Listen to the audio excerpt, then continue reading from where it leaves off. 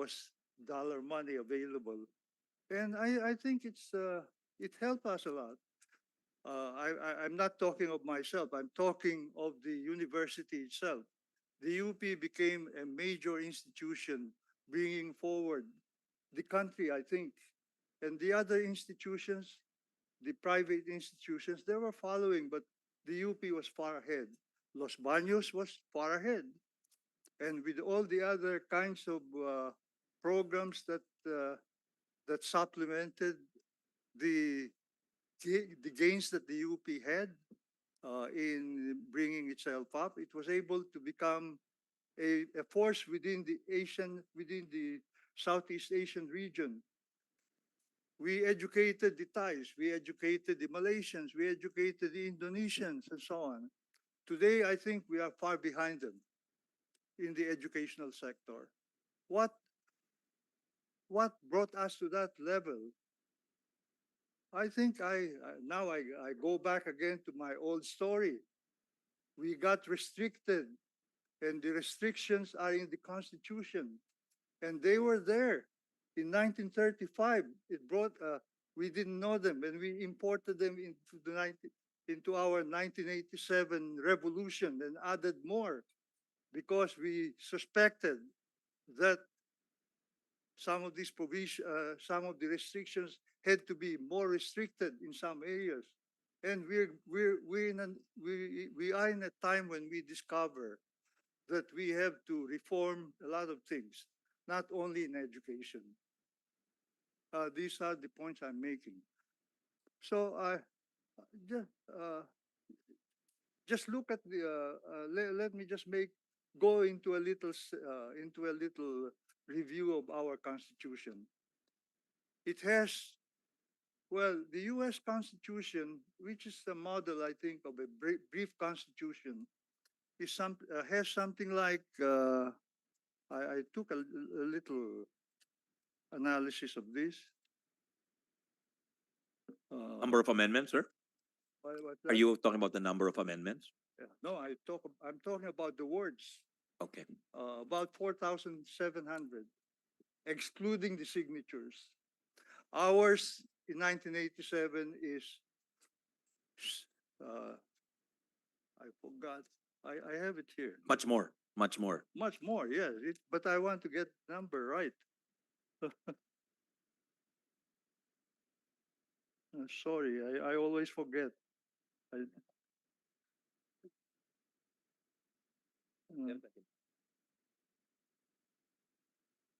well, they are.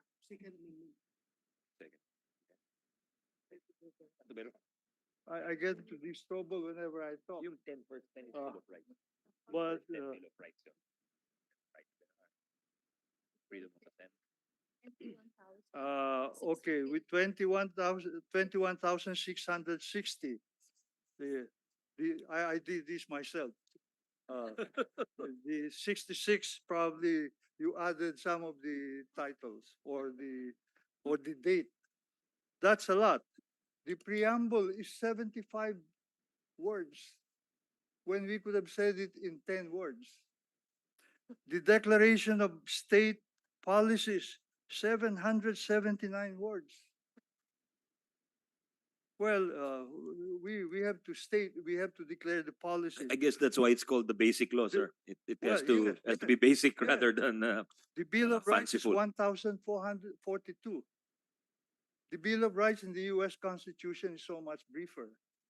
And you know, the Bill of Rights in the French Constitution is even briefer than the French Constitution. The briefest is than the Magna US Carta, sir. Constitution. The briefest is the Magna Carta of the United Because Kingdom. it just referred to the Magna Carta and so on. The magic of words.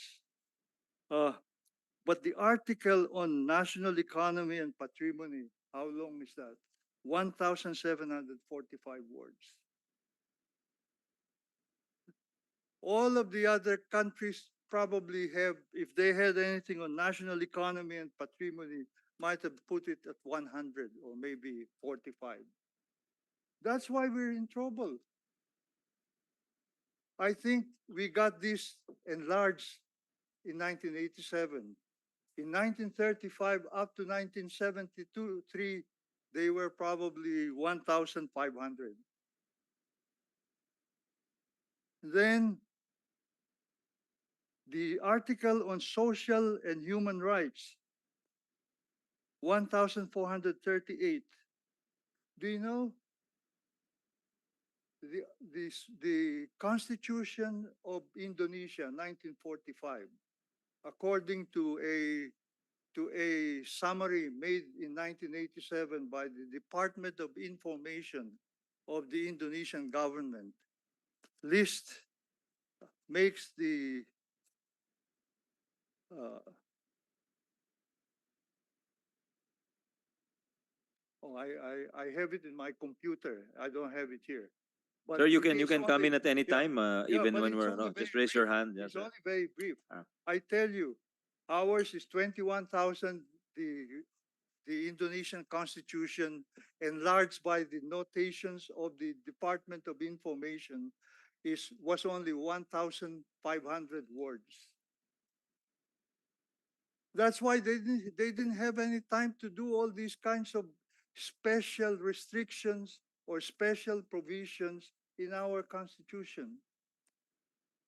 If we have to amend the Constitution, I guess we have to get a word expert to make it brief. But we are stuck with a long and heavy Constitution. We are here to undertake reviews and amendments and so on. And I know I know you're stuck with the words, and so you're just trying to make introductions of amendments so that you have to amend certain provisions with unless provided by law, etc., so as not to destroy the wordings of the Constitution. But I heard some wiser men one of our justices who said, perhaps in some areas we we should strike them out, abolish them, and abolish certain words or provisions so that we can make it simpler. The magic that is in your hand is how to do between the unless provided for or the striking out of the provision so that we make it simpler. But let me just make that point. Thank you very much. That's very useful, and we appreciate the scholarship and the perspective, Dr. Sikat. Salamat po. Mr. Chairman, Yes, Senator Bato. siguro kung i-translate natin yung 1987 Constitution into Filipino and or Bisaya, baka maging times 3 pa sir yung number of words. Maging times 3 pa.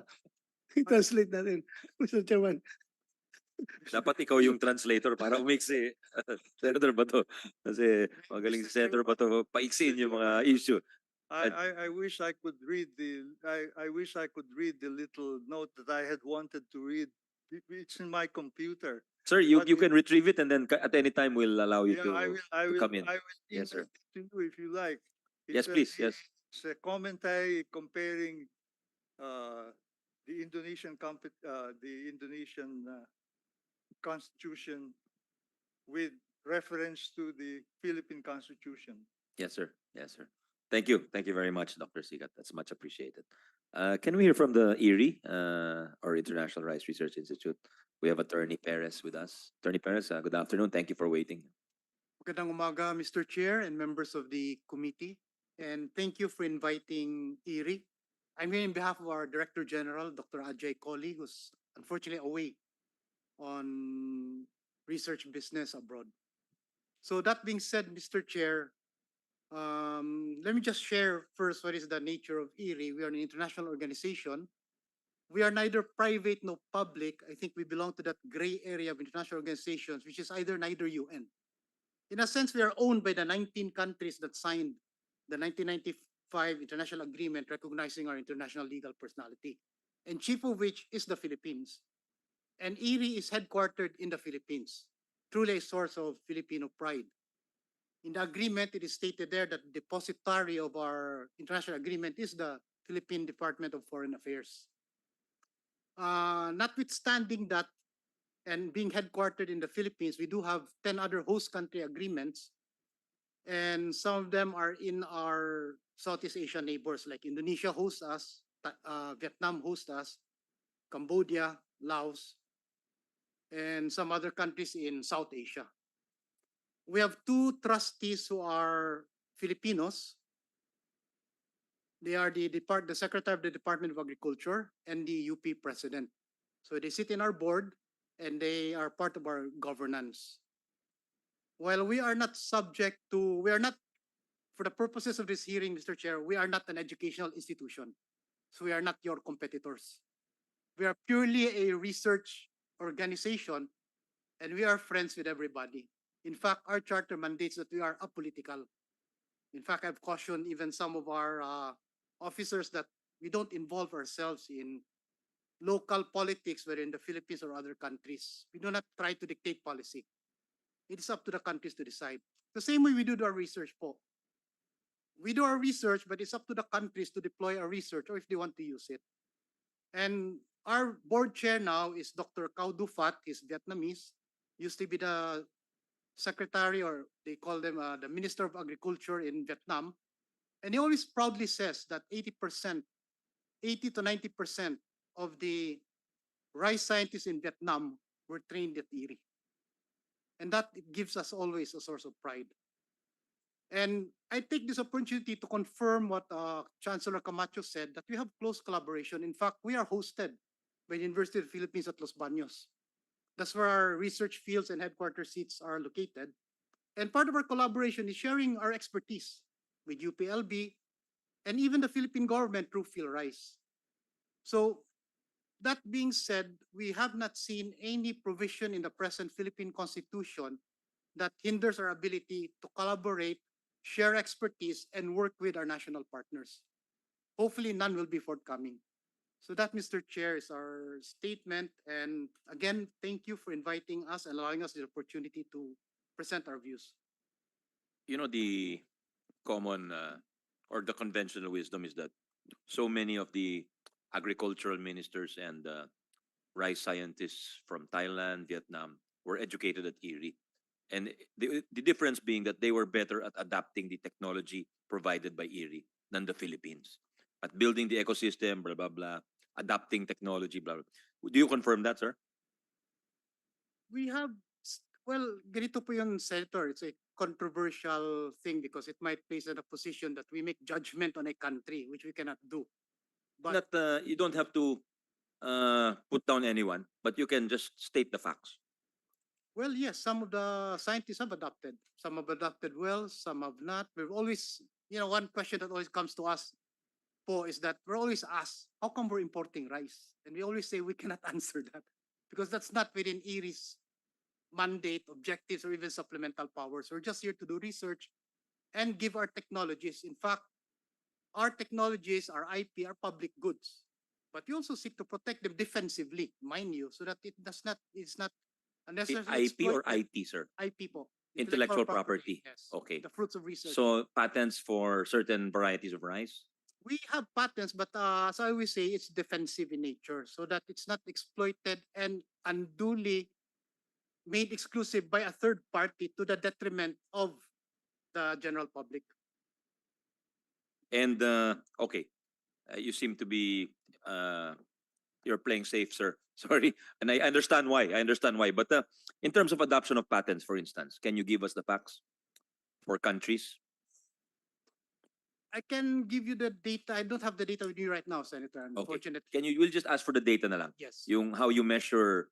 I'm sure you have performance indicators on the part of IRI, and I'm sure countries have their own performance indicators. But on using your performance indicators, could you submit to the committee how countries have adapted, or your recommendations have become mainstream policy in their countries, Attorney Perez, para you don't get into trouble. We'll submit nyo lang in paper, please. No problem, Senator. But if I may mention, a recent study was made, I think it's 2023, but it's CGIAR wide. IRI is a member of is one of 14 other international agricultural research institutions under the umbrella which we call the Consultative Group of International Agricultural Research Organizations, or CGIAR.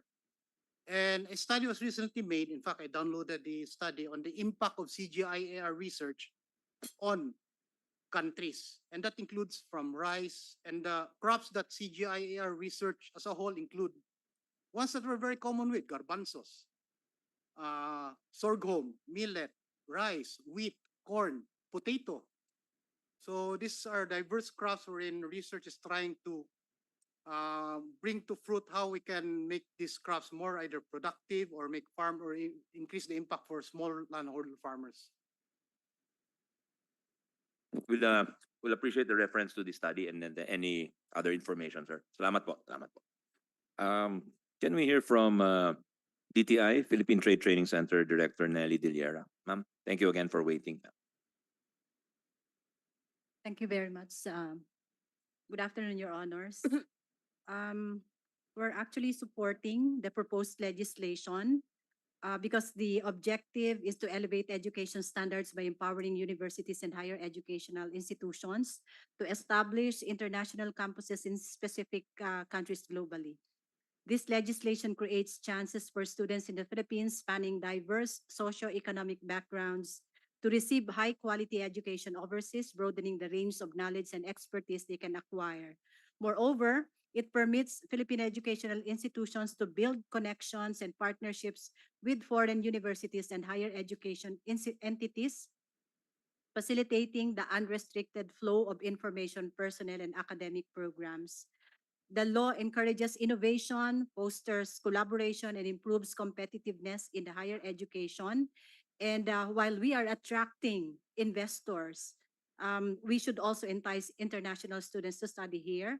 Hence, the need for the Philippine education to become competitive. And we are particularly advocating the Philippine Skills Framework towards this end. The Philippine Skills Framework, as you may have heard, it is actually a reference document that's composed of career map, skills map that also indicates this description of a particular job role, the key tasks, critical functions, as well as the set of skills and competencies for a particular job role. And these are documents, reference documents that can actually guide and be made use of by the different educational institutions or even training institutions in updating the curriculum and even the modules. Because this is contextualized by industry players and at the same time referenced on international standards. So we are advocating the Philippine Skills Framework because it holds significant importance to transnational higher education by providing a standardized and globally aligned set of skills essential for the development of competitiveness of graduates. This framework serves as a quality assurance mechanism, ensuring consistency and excellence across educational programs and institutions operating in diverse international settings. By incorporating industry-relevant competencies, the framework caters to the needs of both global and local job markets, enhancing the employability of graduates. Moreover, it facilitates the mobility of students and professionals across borders as the skills acquired align with international standards, fostering a more interconnected and adaptable workforce. By the way, Your Honor, the DTI will actually be coming up its position paper. This is just for the Philippine Trade Training Center. We also have our colleagues here, of course, from PEZA and of course from the Board of Investments. Thank you very much. Thank you. Tieza, Legal Officer Attorney Lani Cipres Salazar. Ma'am, good afternoon. Good afternoon, sir. The authority is amenable to the proposed amendments on the certain economic provisions of the 1987 Constitution. Since the mandate of the authority is to develop, supervise, and regulate tourism enterprise zone with the primary objective of encouraging investments and to develop and manage infrastructure project, and the principal agency for the collection of travel tax, 50% of which is allocated for TIEZA, and out of which 5% of which is earmarked for the development of historic, cultural, religious and heritage sites, and prime tourist destinations, and another 5% for the development of ecotourism sites in depressed provinces with strong tourism potentials. Hence, allowing foreign investments here in the Philippines will help in sustainable economic growth and national competitiveness. Thank you, Your Honor. Thank you, Attorney. Senior Immigration Officer, Board of Immigration, Anthony Cabrera. Yeah. Good afternoon, sir. Good afternoon, Chair. To the honorable senators, magandang tanghali po. On behalf of the my commissioner, Honorable Norman Tansinko, the Bureau of Immigration on Senate resolution on both houses number 6 entitled Resolution on Both Houses of Congress proposing amendments on certain economic provisions of the 1987 Constitution of the Republic of the Philippines, particularly on Articles 12, 14, and 16. The BI poses no objection to Senate resolution of both houses number 6 on amendments on certain economic provisions of Article 12, 14, and 16 of the 1987 Constitution. The BI also strongly supports the goal of the government to attract more foreign investments, create jobs, and spur development. The BI shall continually work with appropriate government agencies to strengthen the government's objective in regulating economic sectors that can be open to foreign investors. Thank you. Salamat po, Officer Cabrera. Salamat po.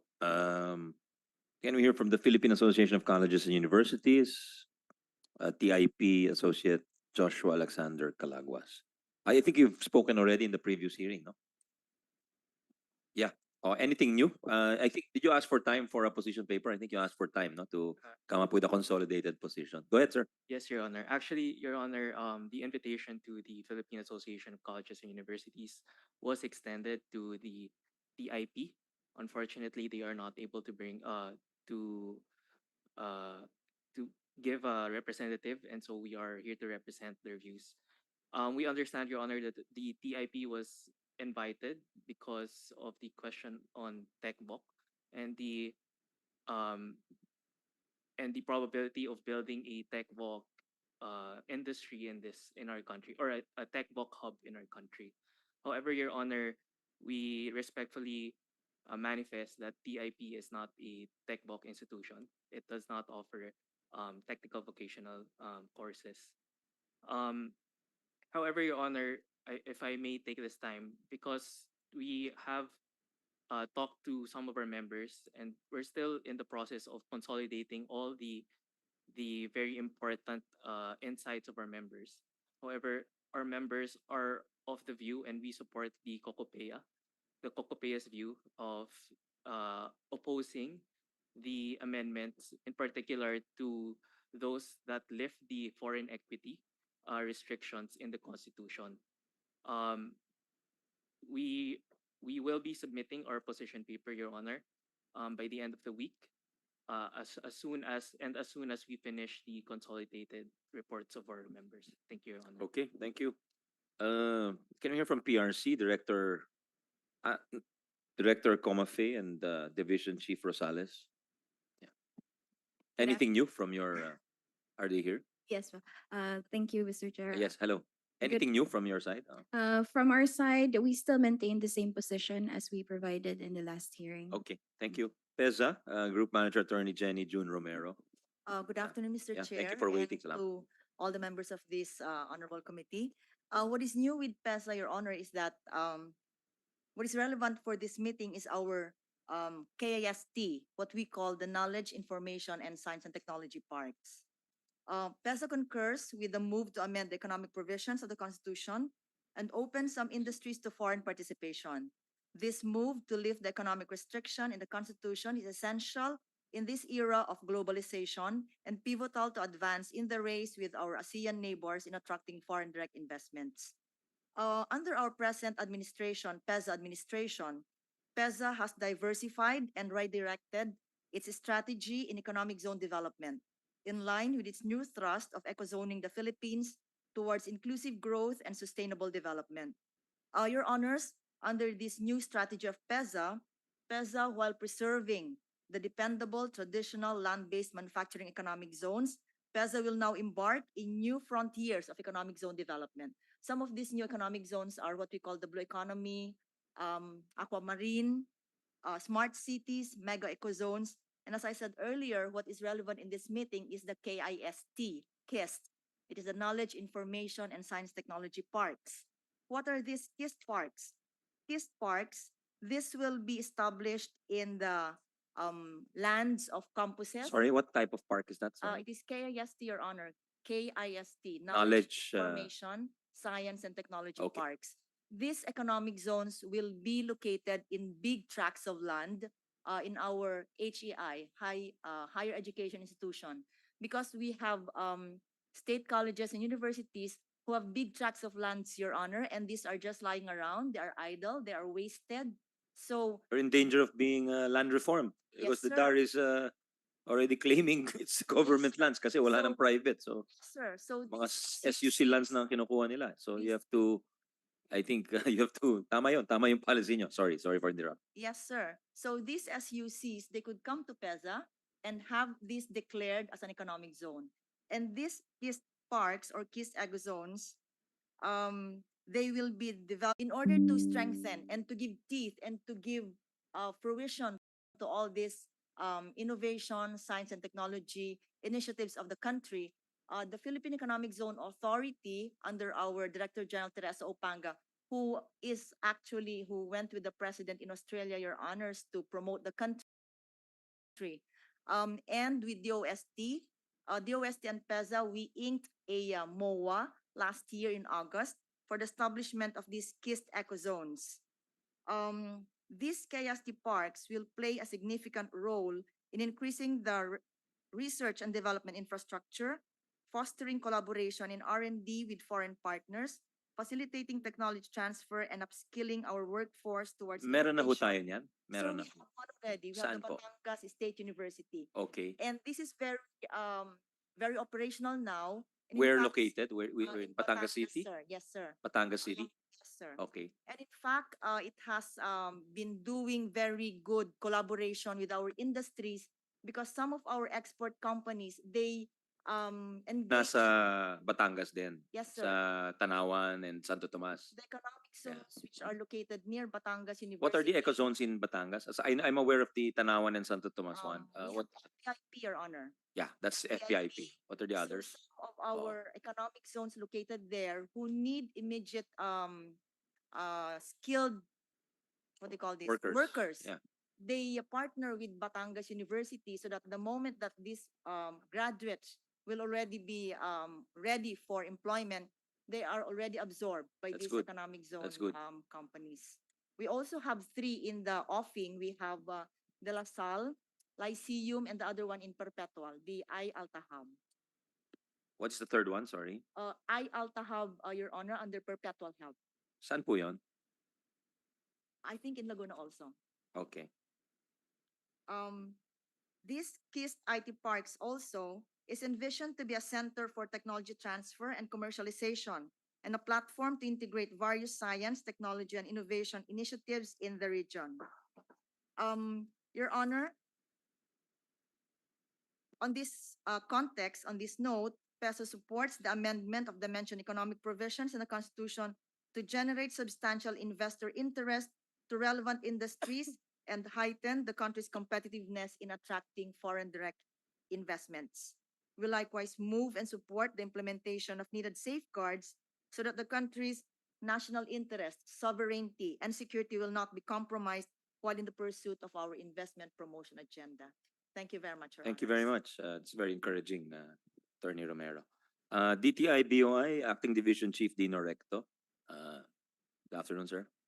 Mr. Chair and members of the Senate, honorable ladies and gentlemen, the BOI's position is aligned with the position of our mother agency, the DTI, which supports the call to amend economic provisions of the 1987 Constitution.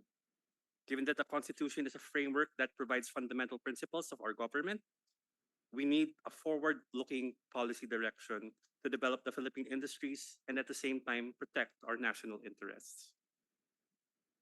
The amendment will enable Congress to enact laws necessary to implement reforms necessary for economy. And with that, Mr. Chair, we would like to emphasize that liberalization of some of the sectors, for example, in our renewable energy, we had the BOI recorded growth with the RE sector when it was liberalized. From 2020 to 2022, it only had 423 billion pesos in approved investments. But after the liberalization, the RE approved investments surged to 1,088,979 billion pesos. With that base benchmark, we can also look forward to the other sectors having growth in investments as well. Thank you. There are no other resource persons, but I'd like to throw this question to particularly to the DTI, BOI, PEZA. You were saying that we have these KIST zones, and I think that's a very, very positive development. And you're providing the existing needs for the existing needs of the workforce needs of the locators and investors. But what about the more advanced type of thinking? Like, who do we want to attract here? Because that's also a new provision in the or a new way of thinking or philosophy in the create law na mas targeted yung incentives natin. So I guess you want to flip that question around. Who are we targeting? Diba? Because I'm reminded of the news for the last few weeks. Nvidia, which is one of the biggest companies in the world, it's overtaken Amazon, which Amazon, of course, is supposed to be the new economy. That type of not producing anything, but providing a platform for goods and services. So parang I'm wondering if that's a symbolic change in the economy, in the world economy, when Nvidia overtakes Amazon. Nvidia, of course, is driven by the artificial intelligence or the AI boom, and they're also into gaming, robotics, among others. So along those lines, what is the thinking there in the DTI, the BI, the BOI, the PESA, and anyone from Science, R&D, and the SNT network can chime in. Mr. Recto, Chair. yeah, Chief. Mr. Chair, if we look at the BOI's and DTI's positioning strategy, we can't, our promotions department can provide you the companies themselves that we're trying to promote or attract to invest in the Philippines. But in general terms, when we look at sectors, our priority sectors are, examples are electric vehicles, smart high-tech light manufacturing. So if you remember some of the vacuum cleaners and the high-tech appliances that we already attracted into the Philippines, that's one of the examples or the benchmarks that we can provide. We also prioritize outsourced semicon assembly and tests, green metals, those developing copper, cobalt for green and sustainability-driven products like the batteries for electric vehicles. We also we're trying to attract high-tech agriculture, renewable energy, data centers, and Nothing on AI. Nothing on telecommunications. AI. That would go to the high-tech. High tech. Chair. But I think you should put that, you should separate it because that changes everything. Diba? And then it changes the whole education landscape. It changes the whole business landscape. In effect, it's already changing it, in fact. Yes, Mr. Chair. Actually, the general positioning strategy of the BOI is to make the Philippines a regional hub for smart, sustainability-driven manufacturing and services. When we say smart, AI is already considered in that regard. If you also look in the Strategic Investment Priorities Plan, the technologies of the fourth industrial revolution is provided the highest incentives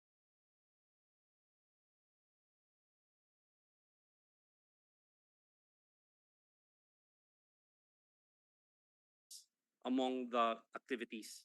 Any AI takers so far? Not yet. There might be some. I'm not yet at liberty to say. I have to go back to my principles to provide an Can you answer, Mr. provide na Chair. lang, ano? Can you give us some feedback on that because the Create Law was passed in 2021, April 11. 2021. I think it took a time for the IRR to also be formulated, and there were a lot of debates there. So I understand why it's a little slow to materialize. No, yes, Dr. Padilla, is it on this topic? Yes. Yes, go ahead. We're not yet in the radar of this team, but as I said earlier, UP Manila is setting up a science and technology park at the new Clark City. We're actually in discussion with TTI as we The PEZA speak right zone. now. It's a PEZA zone, I Yes, assume, no? Yeah. yes. Okay. And just to answer the question on the how to attract the locators, we have to understand how we can be competitive by benchmarking with science parks overseas. So I personally have visited several science parks in Europe and in Asia, and I can see that one major factor is actually the incentives that we give to locators to come to the Philippines. So for our case, for the UP Manila Science Park, we have a consultation on April 2. We're bringing in about 40 to 50 locators who we think will follow um, our thrust. So this is health.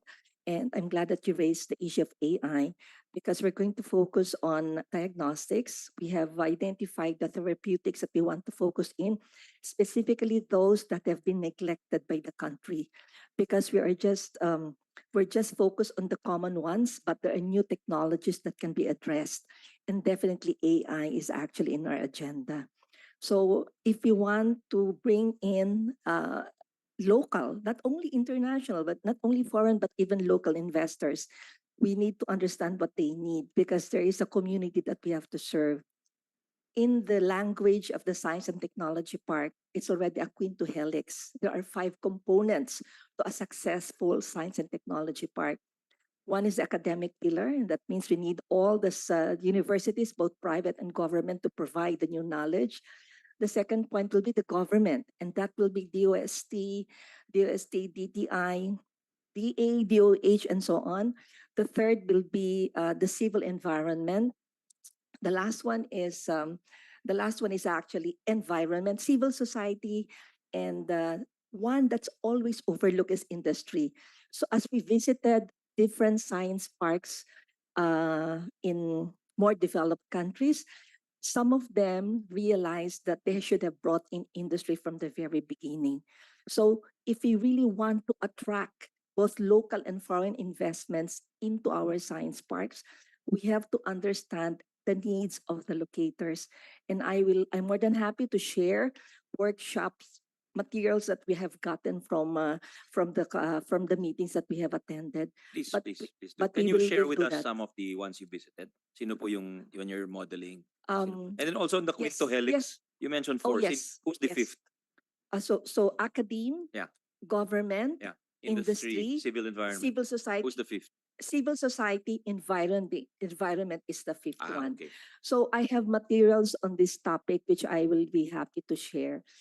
We visited actually Malaga Science and Technology Park, which is more than 30 years in collaboration with the University of Malaga, and they definitely, this is the base of the International Association of Science and In Technology Spain, Parks. Malaga in Spain. Yes, we went to Seville, we went to Granada, and the very last one that we visited actually was Singapore. And I mean, I've seen Singapore from ground zero, and there are many lessons. We don't have to go far. We can learn from them. I'll be more than happy to share these materials with the group, with DTI, and also with your committee.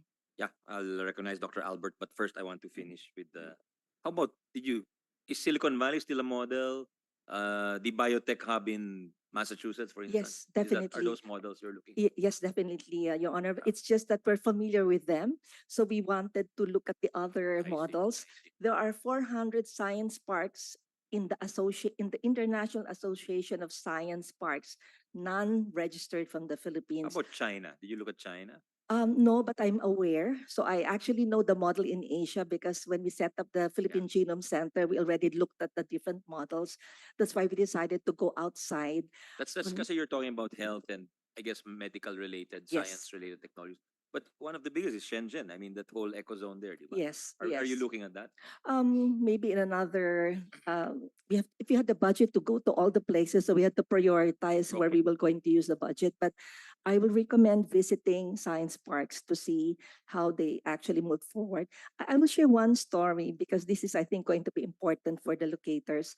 There was one big company that was about to locate actually in a science park in Spain. On the last minute, that was taken by a country in Asia. And the only thing that spelled the difference Vietnam or is was that Vietnam or Singapore? Singapore. Singapore. It was basically the taxes. We have to really look at the policy if you want to come here. It was not a Taylor Swift concert. No, it was not a Taylor Swift it was- concert. But we have so many lessons we picked up along the way, and I'm more than happy to actually share them with the committee. Okay, thank you. I will appreciate the information on that. Yes, attorney. Mr. Chair, regarding your question on what kind of industries that we wish to locate in these KIST or KST economic zones, we already have formulated the guidelines as regards the development or the establishment of these KIST eco zones. And for this, we want our locators to be involved on the following industries. They will be involved in R&D and innovation, areas of biotechnology, food and nutrition, agriculture engineering, electronics, robotics, renewable energy, transport solutions, data analytics, artificial intelligence. Just for the information of the body, although it is not part of the KIST economic zone, just recently PEZA was able to get or register a company that is engaged in biotech, what they call this, biotech industry. This is Green Energy with Torrefaction Technology Inc. company, wherein they would get all of these invasive mga damo grasses. We have the buyo-buyo. And because of technology, they will convert this into energy, Your Honor. Great, that's something we need. But you're thinking naman in terms of supply chains, di ba? Upstream, downstream. Para hindi lang in isolation because there's many cases of giving incentives, very generous incentives, but it fails because there's no complementarity within the supply chains. So ganun naman tayo mag-isip ngayon. Yes, sir. Because we are the DG, his trust now is to provide the best ecosystem in the economic Okay, zones. great, Yes, great. sir. Kasi yan ang reason natatalo tayo sa kotse, and it might be the reason we lose again in EVs because China is everything there, you know. So if we don't think in those terms, then, or at least where we slot in, no? Baka kahit meron tayong momentary opening, baka matalo rin tayo in the long run, di ba? Hindi sustainable. Yeah, Dr. Albert, you're raising your hand. And after that, we'll go to Mr. Santos, the president and co-founder of Thames International Business School. Thank you, Mr. Chair. I just remember that last year the PIBS had as part of our theme for our annual public policy conference the emerging twin economy where we're twin transition where we're recognizing a much more greener and more digital future. And I suppose many of our government agencies, including DTI, have already started to think about at least the digital part, and they've come up with specific roadmaps to. But even me, I'm wondering because I always look at data, and I'm wondering to what extent can we benchmark ourselves relative to other countries. But I'm glad that right now I'm doing a little bit of work on the green economy, but sadly, out of 9 countries in ASEAN, we're number 6. Of course, we're not calculating Brunei here, but so I'm really saddened to see that if we're taking as far as at least the greener part, we're not preparing ourselves yet. Why is that? Well, there's so many things. I guess part of the reason is that the environment isn't really in our paradigm most of the time. There's a very big difference. Even now, we think of even the middle class. We're trying to grow the middle class, reduce poverty. They're practically synonymous. But many people in the middle class, the very first thing, in fact, even in Ambition 2040, when people were saying, we want to be a middle class society where no one is poor, the first thing that they want is coche, to have a car. It's in our mindset that sadly, we think of these kinds of things, but we don't think of the repercussions of having cars rather than having, having to use public transport. I mean, how many of even our government officials, including us, how many of us use public transport rather than, putting more problems to the economy by using our private cars. So those are things that sadly are not in our mindset yet. And more so when you keep talking about climate change, at the end of the day, what does climate change means to us? Many of us don't realize that we need cleaner energy, we need to do many things, but it's not yet Did you there. factor in that, yung ranking 6, what year was that? 2022. So na-factor na ba yung sinabi ni, who said that? The BOI, yung renewable energy investments worth Hindi 1. pa eh. Hindi pa kasi parang feeling ko we're still not So medyo there yet. magbabago yun, di ba? Kasi from We're 20 not yet- billion, yeah, naging maybe 1 a trillion. little bit. I mean, little by little, we're getting Yeah, there. so maybe but nga, medyo delayed lang tayo. yeah, But, we're delayed there. And so I give us your guess- recommendations on how to further that, sir. How to move that ranking along, Dr. Albert. No, Right not now, but because again, we want to be focused on the issue at hand. Yeah, But well- that concerns us. Well, for me, the part of the issue is really also data because it's so hard even in government to try to ask where things are. We tend to think that data is so easy that Yeah. So that- again, sir, give us a laundry list, but now is not the time to make it a gripe session against Sure, government shortcomings. No? sure. Yeah. Thank you. Okay. Thank you. Next, I'll get back to you, Dr. Padilla. I saw you raising. I was told by Senator Risa you're raising your hand. We just have one more resource person, si Mr. Joel Santos. He's the president and co-founder of Thames International Business School. He's online. Yeah. Hi, Mr. Santos. Go ahead, sir. Good afternoon, Senator Angara, and to the other participants. So I was asked to comment whether I'm please correct me if I'm wrong, that whether I'm in favor of having 100% foreign ownership for higher education institutions and TechVo. Am I right, Senator? Yes, this is a hearing on the possible liberalization of the economic provisions of the Constitution. Referring one of these is the provision on educational institutions on ownership, control, management. But it's wide enough to encompass teaching also profession. So we'd appreciate your feedback given your work in this sector, sir.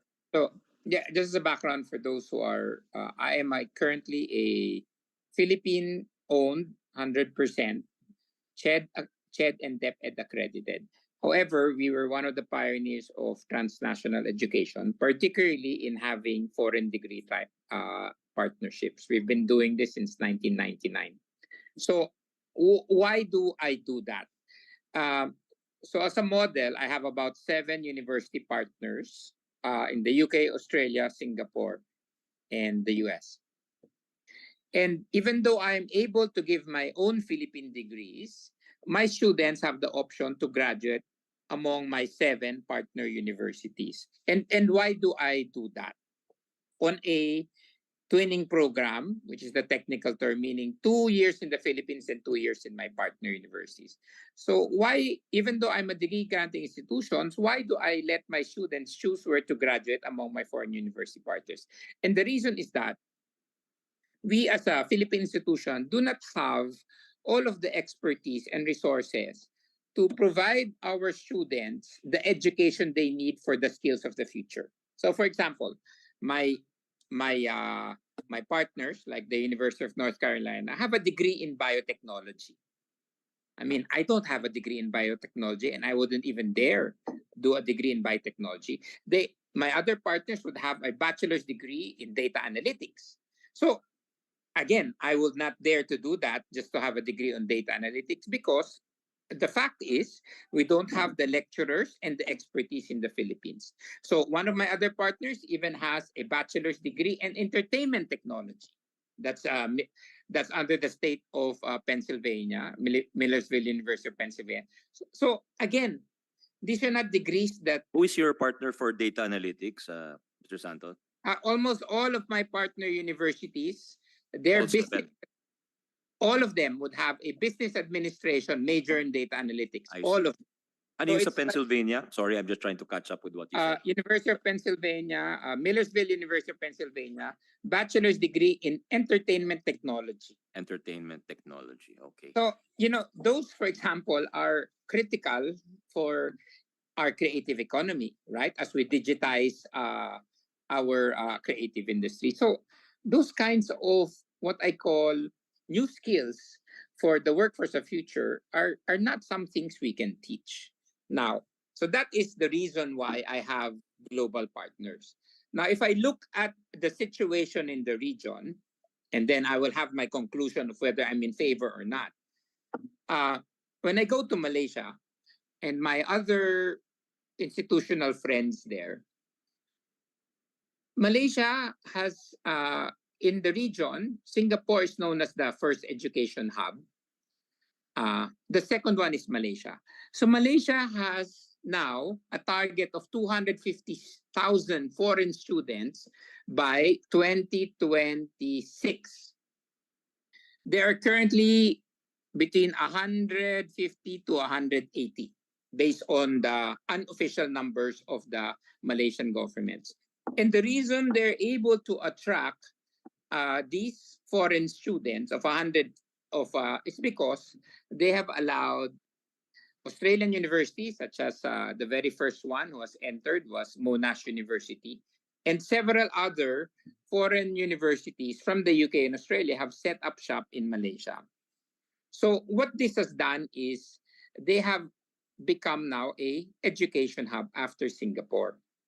And then India, just last November 2022, 2023, has just announced their new national education policy, allowing foreign universities to set up in-country campuses.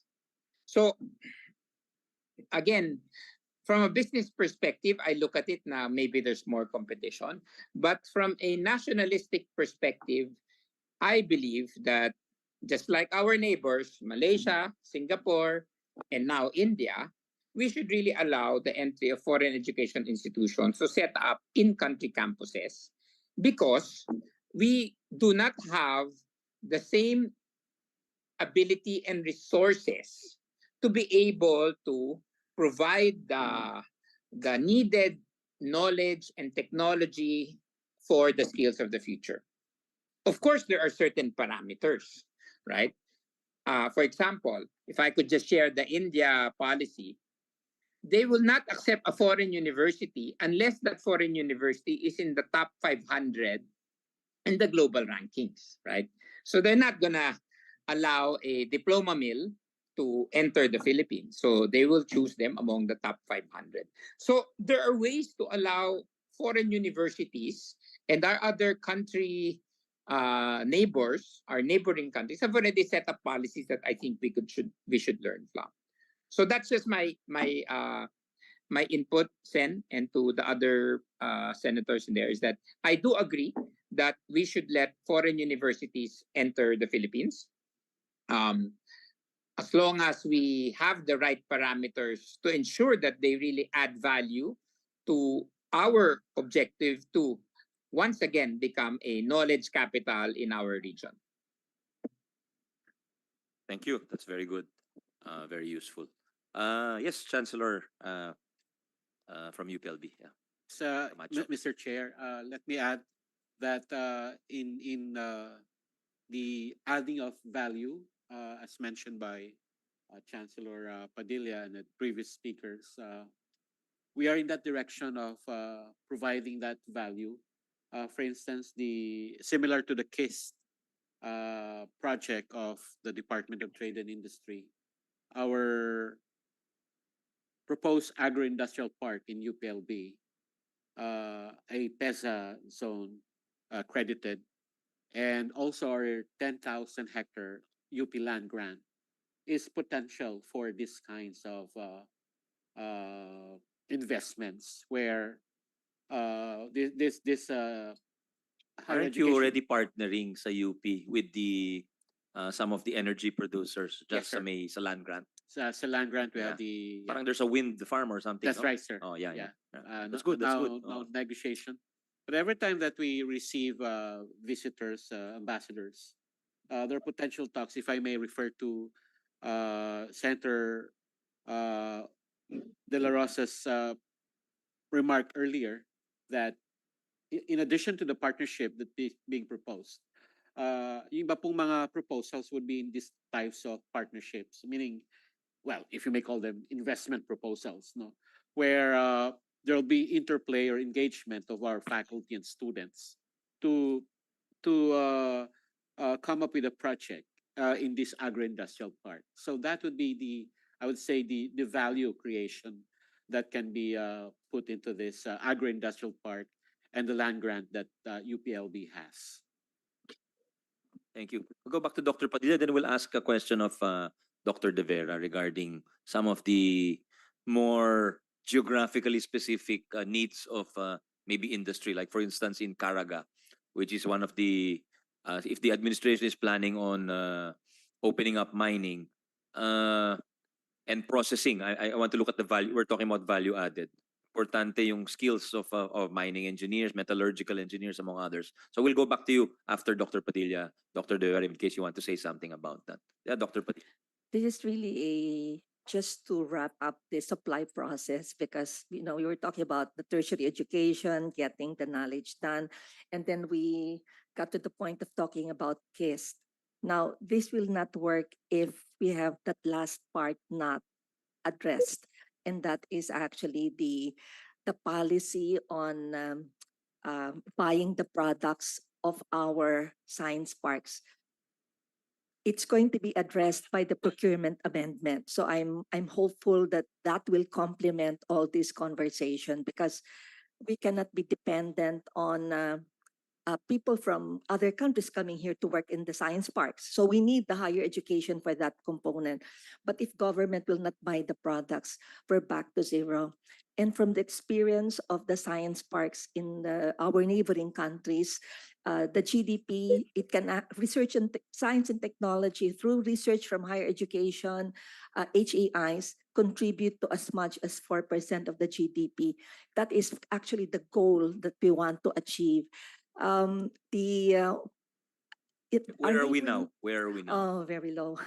Not even No, point, yes, point no, one of 1%. because the something like that. budget for research is so low. So if I may just look at the lessons we've learned, if we really put investment on higher education, producing the researchers, producing the products, and then getting government to be one of the major buyers, then even among ourselves, we will be able to contribute to the economy of the country. One of our That's what you said is the goal of the Tatak Pinoy. It's to yes, create precisely those. That's why there's provisions for government yes. procurement there. I cannot say which country, but allow me to share this part, because this country is just at the same level as we are. But the economic strategy that they've realized is that they've set up the science parks. They have more unicorns than the Philippines, but they realize they don't have to look at foreign market for their products, because they have 160 million population, and they have to study their internal processes for buying the products of their local researchers. So I think we need everybody, from the HAIs producing all of our graduates and the new ideas, but all the way to the policy of buying our own products. And I look forward to the amendments on procurement, because that will complement what we're discussing today. Thank you. And we're already in an advanced stage on that, Dr. Padilla, because you've been very active there. Dr. De Vera, anything to say on that, and what is CHED's policy with respect to the collaboration with the industry? Thank you, Mr. Chair. Just two short points. The first one is in terms of creating these enterprise zones. I was working in the United States, in California, when this was initiated in the 1980s as a strategy to revitalize communities that are relatively poor, by creating what they called enterprise zones, so that locators can go there, be freed from government regulations, be given certain incentives. I think the point I'd like to raise is there was a study done by Stanford University at that time, where they interviewed the locators in the enterprise zones on what made them decide to locate in those enterprise zones. The surprising finding of the study is that it is not the volume of incentives that was critical, but the correct mix of incentives. This is a 1980s study done of locators in enterprise zones in California. And the number one, or not number one, maybe one or two most important elements that they were asking for was the workforce that they will hire in their companies. So that is where universities really come in. So the problem in California at that time was that the areas being offered was enterprise zones did not have the manpower that was needed because the conventional thinking was you provide a lot of incentives and locators will come in. But those locators were saying it's not the volume but the correct mix, particularly the human resource that they will hire. I think that is instructive for our discussion. This is a very old study in the 1980s span. Of course, the concept of enterprise zones have evolved since then. But I think it is critical that our universities recognize their role in partnering with industry, in improving their facilities, their resources, because even if PESA offers this to state universities and colleges, one major limitation is that our SOCs, instead of developing niches where they can really be very good, they tend to become or they want to be comprehensive universities. Instead of focusing on their core niche, what they measure their success in terms of how many degree programs they can offer. We've been pushing them to rationalize their degree programs. We've not been very successful in many areas kasi ang thinking, habang mas madami kang degree program, mas university ka. Where in fact, universities that develop a very strong niche would be areas where enterprise zones can succeed because that is where industry will come in and partner with them. So that is what I'd like to contribute. We thank Congress because for 2 years now, Congress has put a special provision in the GAA instructing CHED to rationalize the degree programs of our state universities and colleges. So we've been trying, but this is a product of so many years, Mr. Chair. And it's not very easy to make the universities focus on niches. Congressman pa ako, Dr. Deverap, napag-uusapan na yan. Yes. Specialization. I remember we Saka were yung talking about typology, it etc. before. Yeah. Lumang usapan na yan. And must be very difficult. Yes. But maybe CHED also has to look at the incentives it provides to higher learning institutions. Because to be considered a center of excellence or center of, what's the other one? COT? Development. You need to have certain number of programs na accredited di ba? To enjoy a certain degree of academic freedom, meaning hindi na kayo babalik sa CHED para ma-accredit kayo for certain courses. Baka yun ang reason why they want to be university. So be able to attain those informal seals of approval, di ba? Yun ang tingnan natin siguro. But I agree with you regarding your mention of the old study. It may be an old study, but it still holds true, I think, that really what attracts is the mix of incentives, not just the single. There's fiscal, there's non-fiscal, there's non-monetary incentives. So dapat yun ang buong kabuuan nun ang tinitingnan po natin. And I totally agree with you. Yeah, go ahead, sir. Yeah, you mentioned about Caraga State University. They have very strong programs in mining engineering and geology. 2-degree programs where the demand is not just domestic, it is international. We are trying to encourage some of the other technology schools to do the same. Caraga's gone very far in terms of geology programs. Aside from UP, Caraga probably has the strongest geology program. What are the new outside careers of that will be UP. created by the incipient partnerships with Indonesia, for instance, for processing? Diba? Hindi na nila ma-handle lahat. They want to help get our help. Will there be new courses created as a result of that? Dito pa lang, Mr. Senator, sa Philippines, kulang na yung supply. The PNOC, when I was Vice President of UP, wanted to give a very big grant to UP, particularly for scholarships for engineering, because the energy sector cannot move very fast because our output of engineers was very low compared to what we need. So we're not even talking about Indonesia. the graduates of geology and mining engineering in the Philippines go to Australia, go to Canada. The demand, even domestic, cannot be met. Ang problema, Mr. Chair, mahirap mag-develop ng very specialized programs like geology, for example. We've instructed UP before to try to work with some of the SUCs to develop geology programs. Medyo manipis kasi yung faculty complement. Mahirap mag-provide ng magagaling na faculty na may PhD kasi kukonti din yung schools na nag-offer ng PhD program. So it's a So, chicken and egg Okay. situation. Will any constitutional amendment or this constitutional amendment help in that respect? This is one of the reasons why we're supporting the constitutional amendment, because one of the things that can happen is it will send the signal to foreign universities that the environment in the Philippines is attractive for them to either locate here or work more closely with Philippine universities. What Malaysia did in their Edo City is create a whole zone purely for educational institutions because they wanted to rival Singapore as a transnational capital in the region. But the incentives that they gave is huge. I don't know if we are ready to provide the same incentives or whether that will be the approach that we will take. But in order to attract the UK universities, they offered even the construction of the buildings.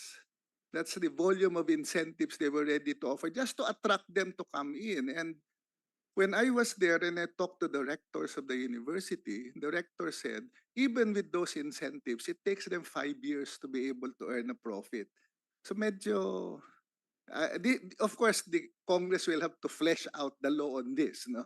But as an initial step, sending the signals that we're open for transnational education to come in, to work with our universities, might be a signal that will be very good to upgrade the educational system in the Philippines, Mr. Chair. Thank you very much, Chair. That's useful. I'm just wondering if the BOT can be used as a framework or a PPP in respect of that, because then at least there's a tangible benefit in the long run for the Philippines rather than just the benefit given short run to the foreigner. Senator Risa has, I think Senator Ontiveros has some questions for Ched and the other resource persons. Go ahead, ma'am. Salamat, Mr. Chair.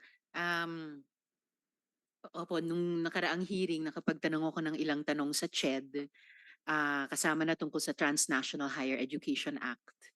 Pero meron pa rin akong ilan para sa CHED pa rin. Though before those, yung isang napansin ko po sa mga pagdidig natin so far, Mr. Chair, so many issues and possible solutions are being brought up on the economy and on improving education. But really, none of them seem to require 100% foreign ownership of public utilities or educational institutions for that matter. So just saying lang po. Now to my other questions before Ched.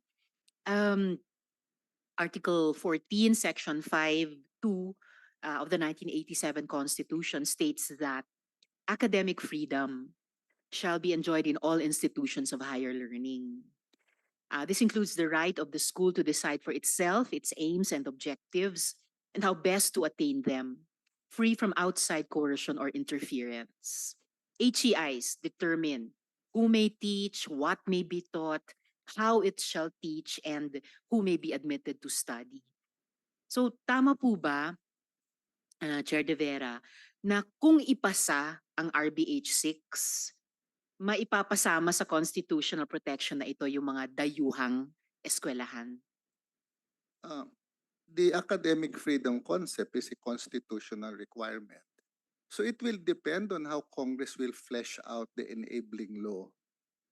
Of course, we want to make sure that academic freedom as a principle is part and parcel of all academic institutions. But academic freedom is also not absolute. There is jurisprudence determining the limits of academic freedom. So I think it will be determined, if ever the constitutional amendment will happen, on how and what kind of law Congress will enact, Mr. Chair. Fair enough, Chair. Pero so yung foreign private HEIs din, pwedeng mag-grant ng autonomous saka deregulated status. Ibig sabihin, walang CHED monitoring at evaluation. O yung isang Chinese university, malayang ituro yung 10-dash line or kung anong gusto niyang filosofiya at paniniwala sa kabataang Pilipino, pwedeng mag-conduct ng research sa West Philippine Sea for academic purposes. So, at kung questionin, pwedeng sabihin na nilalabag na yung kanilang academic freedom. Paano po kaya yon? Mr. Chair, in the practice of transnational education in the region, even if significant autonomy is given to foreign schools, the curriculum is still subject to the ministry. They all pass to the ministry for their curriculum. That is the standard practice in Malaysia and in other countries. So there are limits also into how educational institutions will operate. So we can look at the practice if such a law will be enacted. It would be instructive to see the practices of other countries in the region and learn from it. I do not know of the hard and fast rule that will be applied right now, but there is sufficient lessons from the other countries that we can or that Congress can study if or when it wants to enact an enabling law. Salamat, Chair. Pero syempre, gayong ang dami nangang at dami pang problema natin, pangangailangan, na nangangailangan ng kalinga ng CHED, baka nga mas maigi we look for and implement those solutions that don't require opening up yung dagdag na workload para sa CHED in the form of the foreign HEIs yet. At least yung 100% foreign owned pa dito sa Pilipinas. Sunod po tungkol sa kapasidad ng CHED na i-perform yung kanyang regulatory authority. So sa ngayon, batay din po sa pag-aaral ng EDCOM 2 na inaabangan po nating lahat yung tabuan, may uneven development and capacities ang ating HEIs. At maging ang CHED bilang regulatory authority ng mga ito. So posible po ba na gayong limited ang capacity ng ating HEIs at pati ang CHED na madedehado yung ating mga lokal na pamantasan kung mabigang daan na yung 100% foreign ownership? Mr. Chair, kung ipapasa na ng Senado yung CHED bill, we will commit, we will have the capacity. Because that is exactly the challenge of CHED now. Our workforce is Pending now in the Senate? Yes, it's Sa pending. committee or sa plenary? Sa committee. Sa committee. It passed the House already, but it has been in the Senate for some time. The employee complement of CHED now is about 50% plantilla and 50% contract of service. We're really operating on contractual basis. In fact, It's a pre-UACTEA framework, di ba? yes, It's a yes. pre-UACTEA, pre-K-12 framework It actually. became worse, Mr. Chair, because of UACTE. All the free higher ed staff in the region are contract of service. I would be the first to admit that it's very difficult because staff turnover can happen. It's difficult to train them because they might leave, etc. So, as I said, while we support the possibility of the constitutional amendment, it will require also a re-examination of the framework for higher education and what are the needed reforms. On its own, pagka nag-constitutional amendment tayo pero hindi naman inamyendahan yung framework ng higher education, it also will not work, the way supporters would push for it, Mr. Chair. We would be the first to admit that kasi hirap kaming mag-implement or mag-regulate dahil talagang manipis ang manpower complement ng CHED.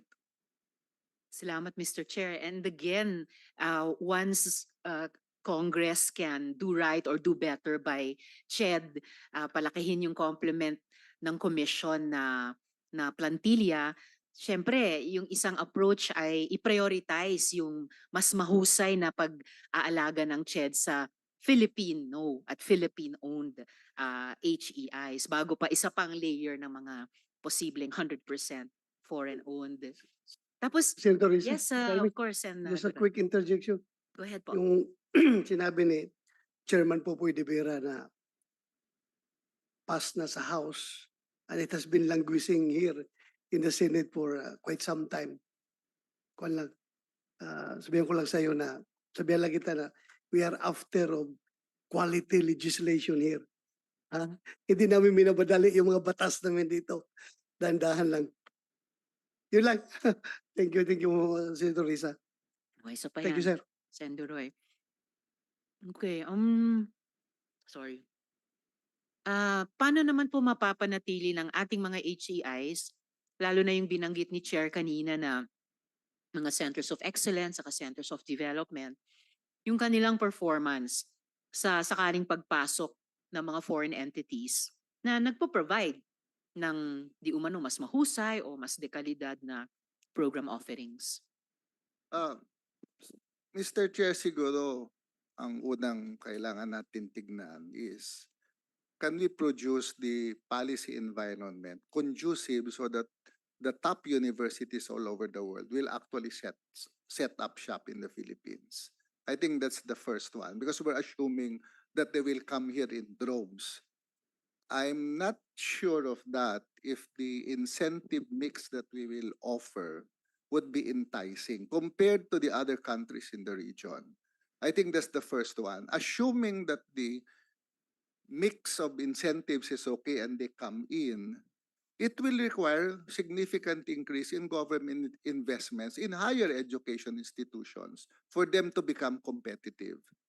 As it is, our investments in our universities pale in comparison to incentives for or to investment in higher education institutions in other countries. Kaya medyo malakas ang loob ng Malaysia na mag-open up because their support for their 5 national universities is tremendous. All the 5 national universities of Malaysia are ranked higher than UP. Before, UP was higher than almost all of them. Now UP is ranked lower than all of them, all the 5 national universities of Malaysia. When you go there and you look at their facilities, you will be amazed by the level of investment government has been putting. So that will be needed.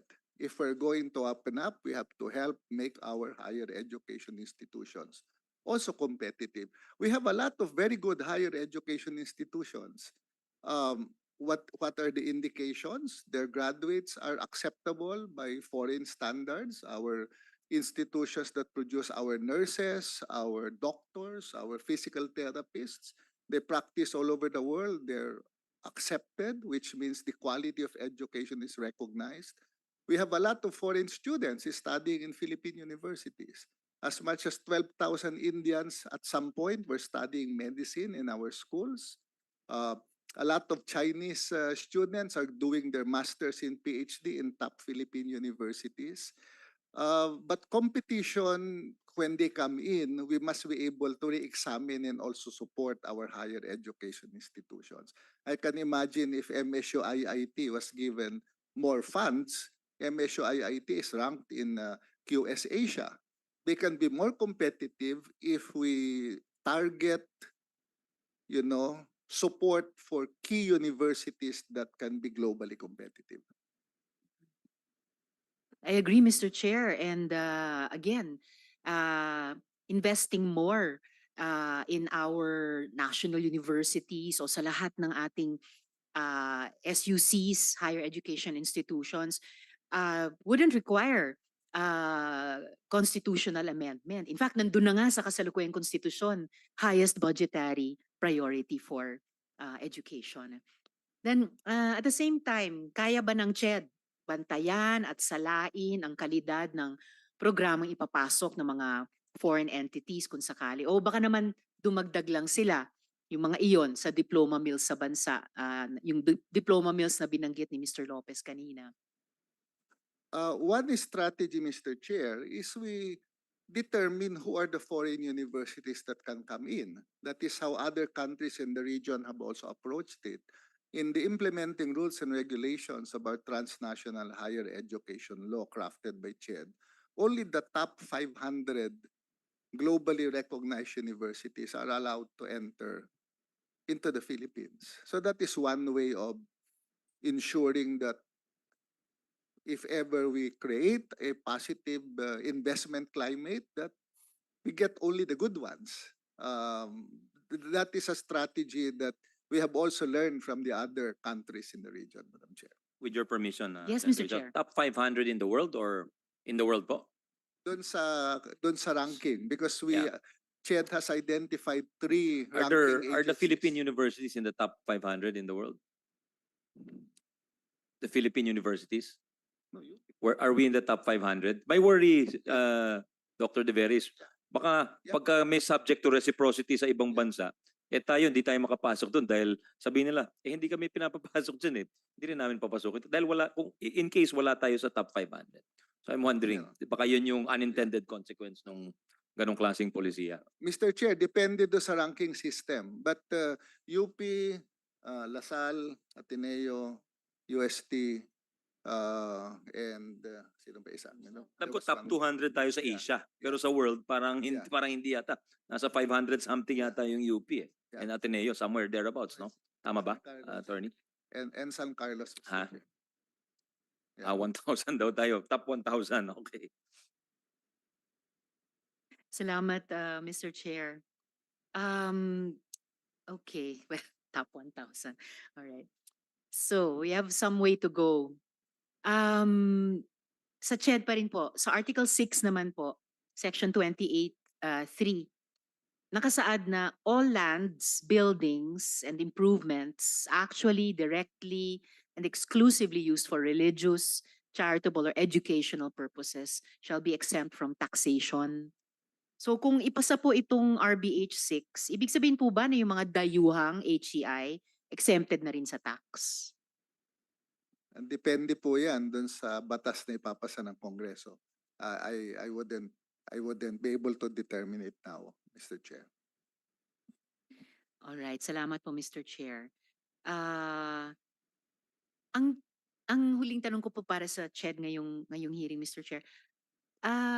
Nag-look into na po ba ang CHED sa pagpo-promote o pagpapalakas sa Transnational Higher Education Act? Na itinanong ko po nung nakaraang hearing, mukhang mahusay na batas at hindi pa talaga na maximize o na optimize ang pag-implementa. Tinitingnan na po ba ang CHED iyon? Mr. Chair, madami na po nangyari even before the Transnational Education Law was passed. For example, we have a very successful project between Philippines and UK universities where we partnered the Philippines and UK universities to develop niche programs at the master's and doctoral level. And there are 13 master's and doctoral programs jointly offered by Philippines and UK schools, including UP Los Baños with the University of Reading and I think University of Liverpool. Meron na yung mga twinning arrangements, naggawa na po yan even before the transnational higher education. Yung transnational higher education law has sent a clearer signal for foreign universities who are interested in the Philippines. So for example, Tamusum College in Victoria in Canada is setting up a campus in Pampanga, I think this year, together with Miriam College on a joint degree program. Yeah, so it sends a clearer signal. Will that be enough? That is always the question. Can we just depend on it? Yes, we can. We can just depend on it. But compared to the other countries in the region, they will be more attractive for transnational education compared to the Philippines because our policies are more restrictive. So that is medyo pwede pero medyo mahirap. Kakayanin ba? Kakayanin naman pero compared to the other countries, they will probably have more successful transnational education than us. That would be my answer if the question is, can we just rely on our transnational education law to foster internationalization? Salamat, Mr. Chair. Of course, sabi nga Our policies are more restrictive. Dinedebate pa nga natin yun kung more restrictive nga ba or mas liberal nga ba. At kung polisiya nga yung problema, then as when CHED championed the passage of the Transnational Higher Education Act, then pwede po talaga nating i-approach pa rin yung sitwasyon through legislation. Dahil baka hindi naman lahat ng mga bansang sa ngayon mas matagumpay sa atin sa edukasyon in our region achieve that success because they amended or revised their constitution. Salamat po ng marami, Chair De Vera. Mr. Chair, do I still have time for 2 more questions or sa next round na lang po? I think Senator Bato has no question, so you have the floor, ma'am. Salamat, Mr. Chair. Just, I think, 2 or 3 last questions. Sa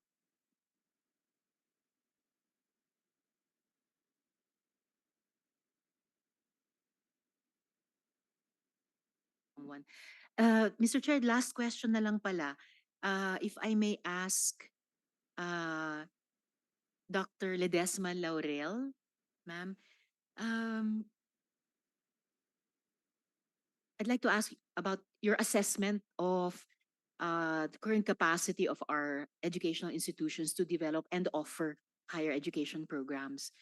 So, inadequate po ba yung kakayahan ng mga higher education institutions natin na makapag-provide ng access to better higher education?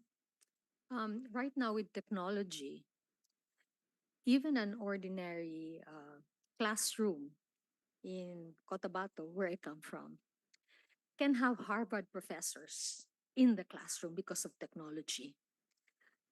We don't have to spend for their accommodation, their fare. Technology has made it easy for global credentials to be available to any ordinary Filipino. And that is the difference between then and now. If you have the will, the political will, you can actually navigate the internet. There are excellent resources in any field. You can be a PhD level in terms of knowledge, and it is available. So right now, um, Southville Global Education Network, one of our schools, actually has been offering UK degrees and Australian degrees, but it is subject to the management, control, and governance of Filipinos.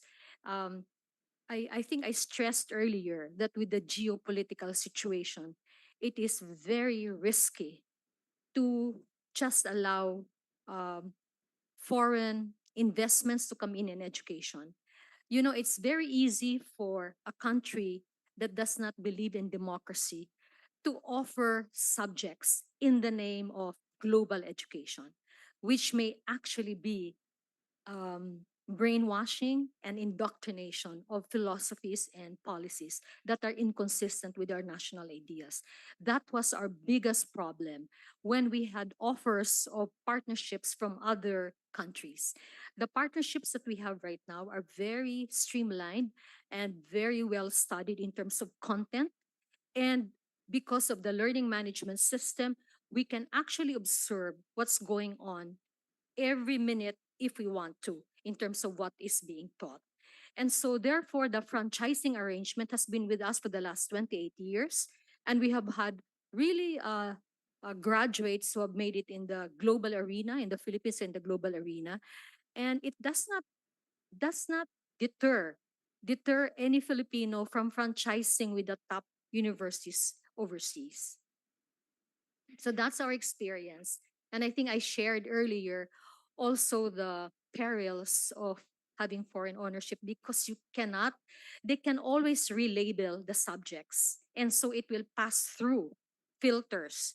But in reality, on a day-to-day basis, can we really see what's going on? One foreign partner, we look at the curriculum. It was a very, very seductive offer, but we just said no because it went against our ideals, and we know the background. We know the background of the people that wanted. So that's our experience. 28 years of transnational education before the TNE policies and standards were crafted by the CHED, and yet we have had experience of how to invite and how to attract foreign schools that are top in their countries without having to relinquish our control of the curriculum that's taught. And especially at this point, with the very sensitive geopolitical situation, it's very risky. Salamat, Dr. Ledesma Laurel. I appreciate your emphasis also on at this point, conjunctural. Yung mga bansa na kaalyado o kaibigan natin on may not be that way in their behavior towards us now. O yung mga kaaway natin noon, nakagera pa natin ngayon, noon ay kaalyado natin yon in the changing matching of national interests of different nations. Kaya importante na updated tayo at saka adaptive din. And you mentioned 28 years na kayo in this field, so it's practically one generation's worth. So medyo solid yung learnings, and they can be, I believe, shared, replicated, scaled up with other educational institutions Yeah. in the Senator country. Risa, with Yes, your Mr. Chair. permission and the Yes. permission of Dr. Ledesma. Version to make it Philippinized. Like the cases, we use Philippine cases, even if it's taught by UK university, Right. because that's how to marry both Asia and the West or Europe. Yeah. So Yeah, that's where the control is very important. Yeah. With your permission, I just heard a resource person say there are many free resources taught by Harvard professionals, but it's still different from having a Harvard degree, di ba? At the end of the day, you can take as many free courses as you like, but no one will hire you on the basis of the free courses you've taken. Di ba? It's still a credentials world. Am I correct? I mean, it will help you in practice, but to get your foot in the door, you still probably need that degree. It's not quite the same thing, no? I agree. There's been democratization, and that's very important in terms of upskilling, etc. Pero iba pa rin yung may degree, di ba? It's not quite the same. I don't think that's apples to apples. Dr. De Vera, yes.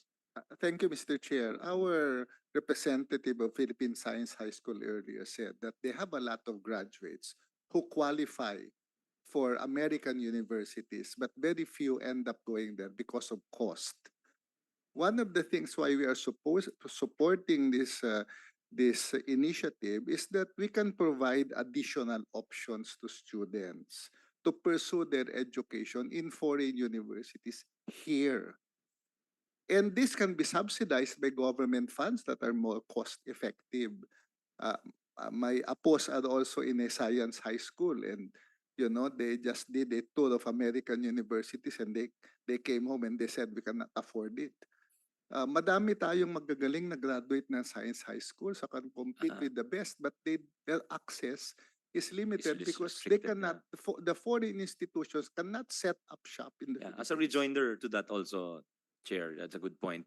Pero I know a lot of people also who availed of the programs of NUS and I think it's HKUST or some of the Asian universities who partnered with Harvard, Yale, and Northwestern to provide those degrees because they're not as expensive as if you're paying several million to go a year. It's only several 100,000, I think, in the case of the Asian university. So that's right. I agree with you there. It's providing options. That's one of the impetus for filing this actually. So yeah, thank you. Mr. Chair. Salamat, Mr. Chair. May pangatlong gusto kong i-appreciate na point na binring up ni Dr. Ledesma Laurel. You actually referred to the matter of national security, which was also mentioned in passing in earlier hearings. Alam kasi natin that there are countries that have conducted or are conducting disinformation campaigns or influence operations in other countries around the world to shape or change opinion environments about geopolitical issues, to try to distort narratives. And kung sa social media space, which is a non-formal education setting, ano pa kaya sa formal education setting? Kaya gusto ko lang i-appreciate din yung word of caution that you raised about that. Isa ring dahilan na tama, as many resource persons have said, in our relations with uh, foreign higher education institutions, whether the RBH 6 is passed or not, na importante, and it was the experience of other countries as well, selective talaga, and depende sa particular national interest na sinusulong. And in the case of some, time-bound talaga. Kaya na-appreciate ko rin yung punto nyo about at this point. So conjunctural din yung approach. Just as last couple of questions to Dr. Ledesma Laurel. So, well, but maybe this has been debated on both or more sides around the table. But I had wanted earlier to ask you, why allow the influx of private and foreign providers of higher education when it appears wala naman yung inadequacy and incapacity ng ating mga HEIs. But I guess this has been addressed around the table, Mr. Chair, yung all the improvements and reforms we still want to address. But would maybe as a last question to Dr. Ledesma Laurel, Mr. Chair, would RBH 6 address those concerns, all the problems we want to solve, all the reforms and the improvements, the leveling up that we want to do? I think the initiative of bringing in foreign, competent, and prestigious universities would be on the area of the context of a globalized economy. If they have, for example, management cases from all around the world, as against only Philippine cases, they would be more prepared to to to be part of a global scenario and to stand well in terms of global employment. Yeah. And we all know that even if you're in the Philippines, you can actually work globally because now your employer is not only Philippines, but really the global market. So that's the beauty of having foreign universities participate in local institutions. But I would always stress that it is still better that the Filipino looks at the curriculum very closely because the youth is in peril if they're given ideologies at a very young age because their minds are very vulnerable at that point. Thank you, Dr. Ledesma Laurel. Maraming salamat, Mr. Chair. Those are my questions for today. Thank you very much, Senator Risa. We'd like to acknowledge the presence of Senator Francis Tolentino, the Senate Committee Chair on Justice. Sir, anything from you? Just listening intently to the question. Probably would butt in along the way. I think the discussions earlier on science and technology would have interested you very much, being a supporter of the science sector, sir. Anything else around the table? Yes, Chancellor from MSU. Thank you, Mr. Chair. I just would like to go back to the discussion on the role of educations in generating innovations and that of the industry and academic partnership. One of the things that I think that we need to look into and probably address is the fact that we do not see much of private or industries investing on R&D in higher education institutions. If we compared our universities with our neighboring countries, it seems that much of their R&D income are coming from private sectors, not actually from the government. And I think that's the missing link if we really wanted to strengthen academia and industry partnership. Otherwise, the issue of commercializations of the innovations of university would be very, very difficult. So perhaps the Senate may look into how do we incentivize industries in giving a research grant to universities. Mr. Thank you. Chairman, Professor, That's a good point. Go ahead. how would you comment on current initiatives as well as ongoing engagements, for instance, by ANSI with the National University, Gongwei Group with the De La Salle University, MBP Group with the San Beda College and even Ateneo? This would probably answer some of your concerns. Yes, that is precisely what we hope to see more in higher education institutions. But if you see that it's very limited to to these higher education institutions, I think we can count, especially in state universities where you really see much of the R&D are coming from private sector. I'm referring not just to sports development programs, basketball teams, volleyball teams, but the entire R&D hub being supported by various tycoons. Isn't this an ongoing concern? We need to further encourage that. And I think need to further come up with programs that I think that this industry would also invest in. So are you looking at the possibility of foreign business conglomerates entering the Philippines, for instance, Ford Motors, Toyota Motors, investing in Mapua School of Engineering, UP School of Engineering, among others? Yes, Is that's that- exactly what we hope to see. Just like, for example, in Japan, in Taiwan, in Singapore, you see corporate laboratories in universities. With your permission, Yes. Senator Tolino, nabanggit niyo yung Toyota. Actually, Toyota, Tesla will confirm this. Toyota put up a training institute, di ba, sa Santa Rosa, which provides more advanced training for our countrymen. Thank you. Thank you, Mr. Chairman. But Professor, can't we consider previous engagements, not just by manufacturing firms or big corporations before turn of the century, for instance, Americans, for instance, a big Protestant group investing in Silliman University, or for instance, the group of Belgian priests investing in Notre Dame University in Cotabato City. Aren't these worthwhile investments? Likewise, though not related to your research and development, investments made, for instance, by the Jesuit group, Ateneo. These are investments made in inculcating values, not just religious education, good manners, etc., etc. Isn't that sufficient? Well, I do agree with the senator. I think that is just one of the areas in terms of value formations. I think in some way or the other, we have also benefited from that kind of indoctrinations.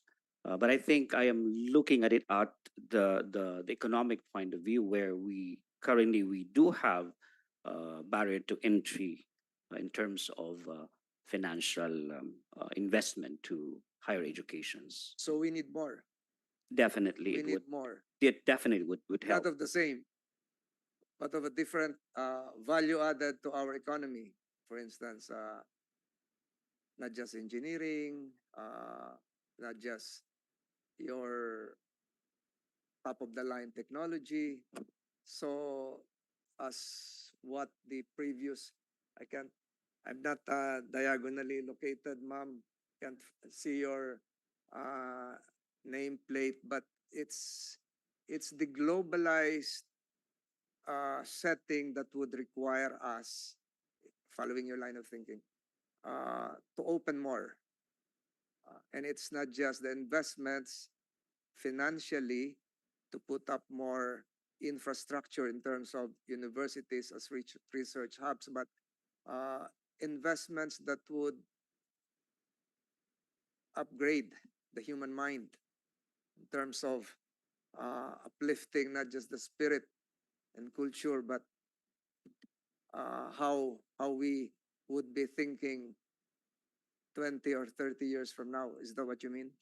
I agree, Mr. Senator. Just like, for example, if we can have the Japanese culture, for example, their kind of corporate governance being also put in place, in our environment, we can learn from it. We don't have to benchmark in Japan, but if we have Japanese universities or Singaporean universities in the country, then it would really help also our universities to learn the kind of corporate cultures that these universities embody. And you're correct, Professor. Speaking of Japanese universities, the Soka Gakkai University system would have wanted to enter the Philippine educational market since I think 30 years ago. Hindi sila makapasok dito. They just put up some cultural centers, but they would have wanted to enter the Philippine educational sphere. No further questions, Mr. Chairman. Thank you. Thank you very much for that, those contributions, Senator Tolentino. Mr. Santos, I think I was told he's raising his hand. He's online. Mr. Santos, you wanted to contribute to say something? Yeah, thank you, Chair.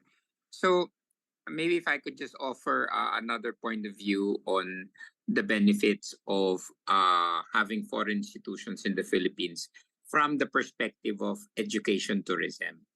So, of course, when the foreign universities set up campuses here, there is the target of having Filipino students enroll in them. But the other perspective is actually attracting international or foreign students to come to the Philippines, which has been the strategy of Australia. Before the pandemic, the Australian economy, outside of agriculture, number 3 would be its education. And for example, to just give you clearly some numbers, when Malaysia has opened up itself, positioning itself as an education hub, as an alternate to Singapore under education tourism, pre-pandemic, they had 7.2 billion ringgit in revenue from tuition fees and other services. So that's around 85 billion pesos from foreign students. Now, Thailand is beginning to ramp up its educational tourism promotions.